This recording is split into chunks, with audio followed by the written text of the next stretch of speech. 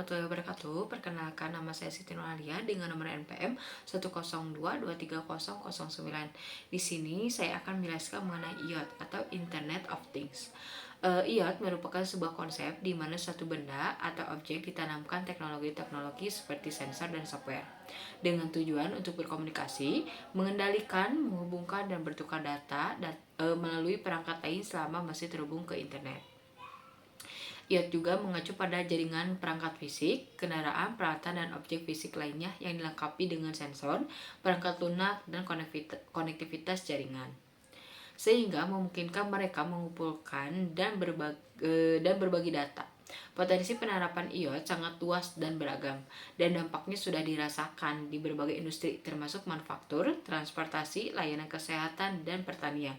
Seiring dengan bertambahnya jumlah perangkat yang terhubung ke internet, IoT kemungkinan akan memainkan peran yang semakin penting dalam membentuk dunia kita, mengubah cara kita hidup, bekerja, dan berinteraksi satu sama lain.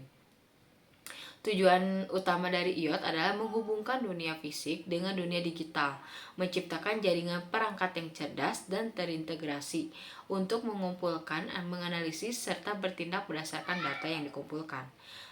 Contoh kayak tujuan itu adalah peningkatan efisiensi, yang kedua pengambilan keputusan berdasarkan data, yang ketiga penghematan biaya, yang keempat pengalaman pelanggan yang ditingkatkan.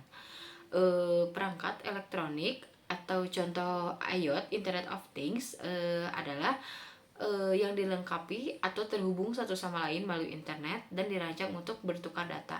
Contohnya kayak smart home, kayak memakai remote itu kayak misalnya jendela atau enggak kayak pagar yang bisa pakai disensor pakai remote itu. Yang kedua ada smart city, biasanya itu ada di luar atau biasanya itu ternyata di kayak di wifi di jalan kayak gitu. Yang ketiga ada perangkat elektronik.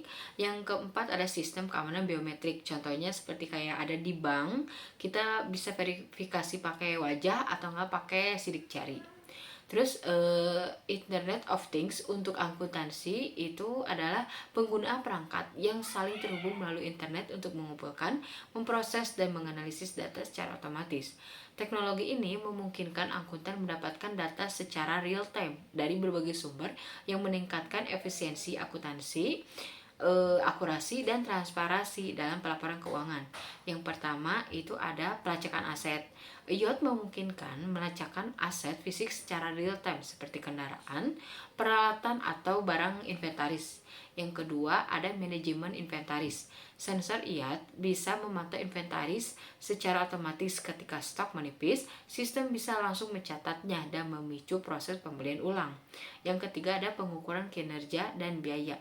Perangkat IoT pada mesin produksi atau alat kerja mengumpulkan data tentang penggunaan energi, jam kerja, dan biaya operasional. Yang keempat ada audit dan kepatuhan. IoT meningkatkan transparansi karena setiap transaksi dan pergerakan aset dapat dilacak dan diaudit dengan mudah. Lalu yang kelima ada faktur dan transaksi otomatis. IoT memungkinkan faktur otomatis ketika barang terkirim atau layanan selesai dilakukan. Nah, itu saja yang bisa saya jelaskan mengenai IoT, Internet of Things. Semoga informasi yang saya sampaikan bermanfaat buat kita semua. Terima kasih. Wassalamualaikum warahmatullahi wabarakatuh.